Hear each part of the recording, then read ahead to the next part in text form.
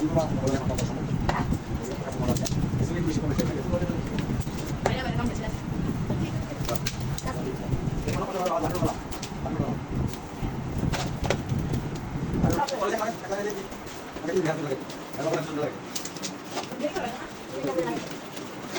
মতো করবেন যাতে একজনের সুন্দর মতো পরিমাণ মতো হয়, ঠিক আছে?